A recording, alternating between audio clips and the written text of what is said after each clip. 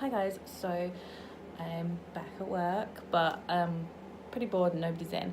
So with all this talk of Resi 2, the remake coming out, and the fact that I literally played the demo yesterday, 30-minute demo that is up, I believe, until maybe mid next week, I thought I would talk about some Resident Evil games that aren't necessarily in the limelight as much.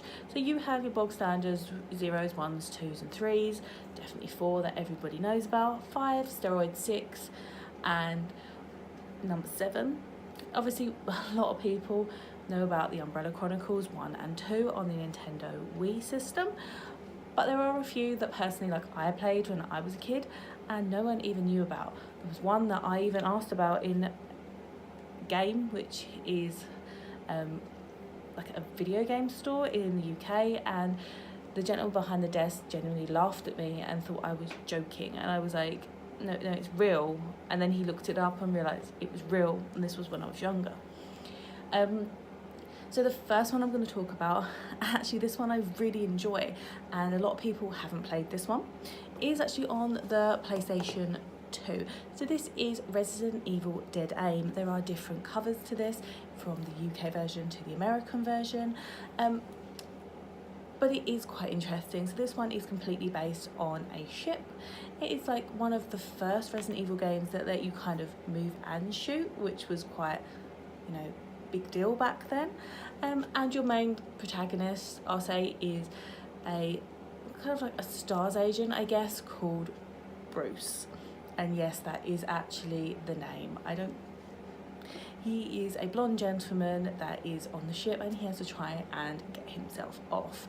So again, for some reason, they throw in another protagonist, almost like Ada Wong. She is Chinese also, but this time she's called Feng Ling. And I will say this game is very good. The connection between the two is very interesting. I really liked this game as a kid growing up. I played a lot of this game. Yeah, it's definitely interesting, and if you're looking for a Resident Evil game to play before Resi 2 comes out, I would suggest this one. I will say this one isn't necessarily a long game. It is one of those games that I would say, if you know what you're doing, you could probably finish in a couple of hours. If not, and you're looking around everything, then yes, I would say maybe half a day. But yeah, it's not a long game and it is incredibly fun. I did enjoy the storyline. I probably said this wrong, but Feng Ling calls him a Dawang, and he thinks that means cool guy, so he calls himself that the whole way through the game. And obviously you have subtitles anyway, so you know that technically means idiot. So that's quite funny, and I enjoyed that when I was a kid. But yeah, if you're looking for a game to play, I would really suggest this one. It's only on the PlayStation 2 as far as I am aware. Like in the UK, it's like a white box with an eye on it. I freaking love this game so much. I even found my friend the other day buying it, like my childhood friend, and he was like, yeah, it's because you played it. And I really enjoyed the actual game itself. I wouldn't have known about it otherwise. Yeah, that is definitely one game that I would just highly recommend. It's so interesting. The ship is basically as big as a mansion, and it has exactly the same kind of format as the mansions. Find this key to unlock this door, to unlock this shutter, etc. So definitely take a look at that one. So then the next one that I had, and this is the one that actually I got laughed at in game about, was Resident Evil Gaiden, or Gaiden when I was younger, because I couldn't pronounce anything when I was younger. Probably still can't now. So Resident Evil Gaiden is a Game Boy Color game. It's the only Game Boy game for Resident Evil, and it is quite interesting. I enjoy this game, and personally I have this game, but I have a fake copy of this game, and that's because I won't pay the stupid prices for this game at the moment. Main reason being is I will never play this game on the Game Boy. It is horrible controls, tiny graphics, and it's not necessarily canon to the storyline, so you don't have to play it. But yeah, I wouldn't I wouldn't recommend this one to play. If you are a major Resident Evil fan and this one's just slipped under your radar, then I would suggest this one for no other reason than just to finish your library. Then there is a few of these games that I've really enjoyed as a kid. And that is Resident Evil Survivor 1 and Survivor 2. So Survivor 1 is basically on the PlayStation 1.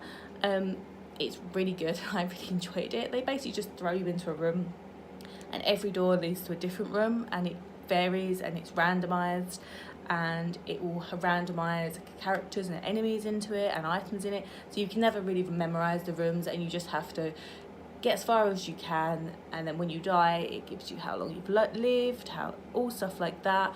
Resident Evil Survivor 2 is more based upon Code Veronica X, and it's basically got like Steve in it and stuff like that, so that is a really good game. I really enjoyed them when I was actually a lot younger. They were like some of my favourite ones to play.